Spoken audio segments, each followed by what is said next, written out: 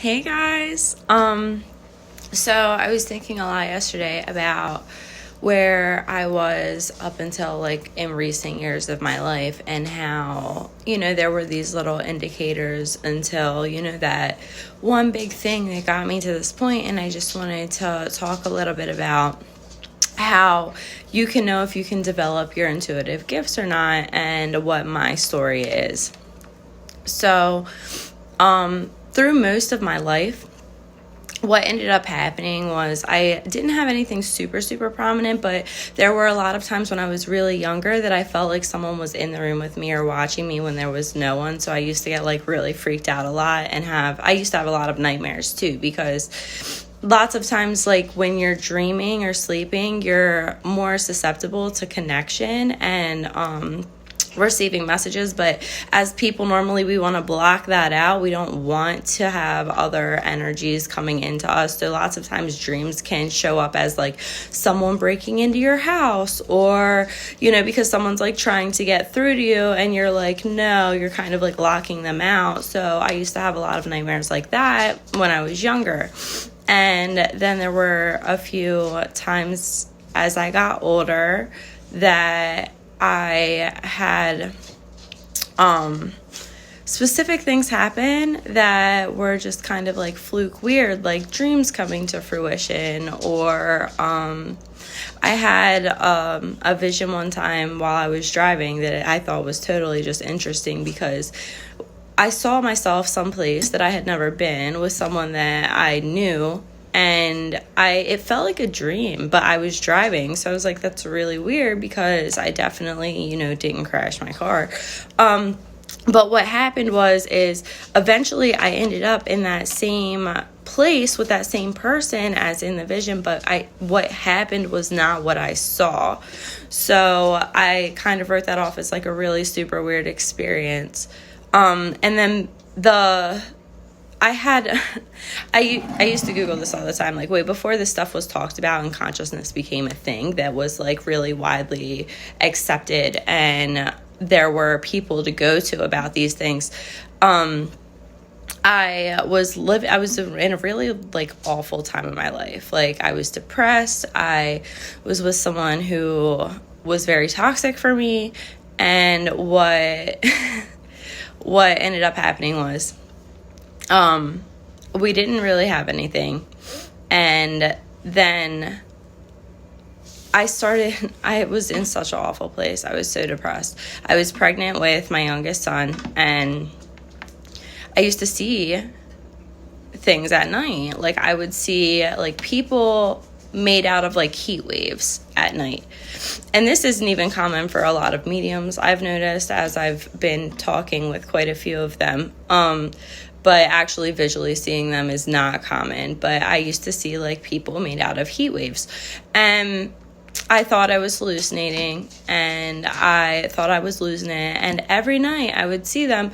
And it started with like one or two in the corner of the room. And then it started with like 5 or 6 at night. And then they started to get closer to me and I would see them touch my arm and I could feel it. And I really thought I was losing it. And like I said, I was pregnant with my youngest son at the time. But I was also very depressed. And so eventually I gave birth to my son. And I brought him home from the hospital. He was like a 3-day-old baby. I just told this story yesterday. He was a 3-day-old baby. And I, really thought I probably needed like mental health care because I'm seeing things. But so I lay him down, my sleeping baby, on my bed, and I see one of these like entities that are like people shaped like made out of heat waves. It was weird. I see one when I lay down my baby, and this is the first time I ever saw one in the daytime. And it comes over and it kind of leans over and is looking at my baby with me. And I'm like, okay, this isn't so bad. Like, and then I see it touch his leg. And when it touched his leg, he jumped. He did one of those like jolt things that newborn babies do when you disrupt them, like kind of like startles them. And that was when I knew that I wasn't absolutely insane.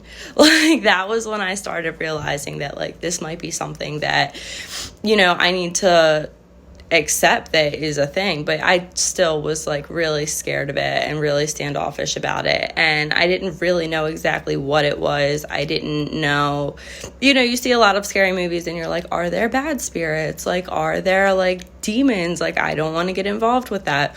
And so I was really still standoffish about it. And then the first prominent thing that actually happened to me was really, it was pretty crazy, and it felt pretty crazy at the time, but my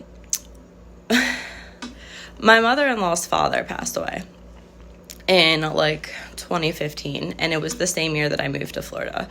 And I had been seeing someone out of the corner of my eye in my new house, like walking up and down the hallway. Like, you know how you see like shadow people out of the corner of your eye? Like, that's what I was seeing. Like someone that was like in the hallway and then not in the hallway when I would look at them. And I'd seen this for a couple weeks, and then I had that same experience with like the heat wave people one night when I was sitting in my room, and I saw like one walk up, and I just had this feeling that it was who I'd been seeing like out of the corner of my eye in the hallway. So finally at that moment, I felt confident enough that I could be like, okay, like what is going on here? And that was my first spirit communication. And he wanted his family to know that he was okay. And I naturally, my in-laws' family is very Catholic. So I was like, I can't tell them this. Like, I can't tell them this. I'm going to look crazy. I'm going to look totally crazy. Like, what is this going to be like? And, he had said, like, tell them about the necklaces. And I was like, okay, I'll try this. So in order to seem not insane, I called my mother-in-law and I was like, hey, I had a dream. I told her I had a dream because I felt less crazy. And then if it wasn't valid and it was something that totally just happened in my head, I wouldn't feel like I was some type of lunatic. So I hit her up. I told her that I had this dream. I told her about the necklaces, and I told her what his message was. And as it turned out, the necklaces were a validation, and they had all gotten necklaces made with his fingerprint on it when he had passed away. And I felt really confident at that point that I knew I could develop this if I wanted to.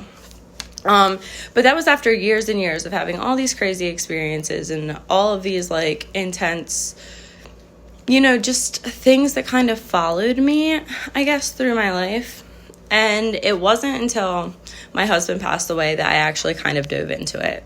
And that story is a little bit more personal to me because it was really a struggle for me and for him while he was crossing over. So I had to like sort that out. But that was when I really knew that I could do this. And I didn't start wanting to actually develop it until this year.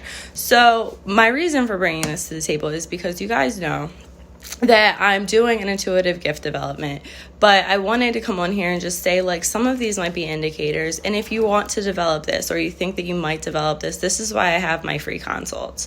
So when I get off of here, I'm going to put my link to my site where you can book a free consult with me. And I'm also going to put the link to my group in the comments if you want to just follow me and keep an eye on like the things that are coming and what I'm doing. So I hope you guys have an amazing Friday and an amazing weekend, and I'll check in with you guys next week.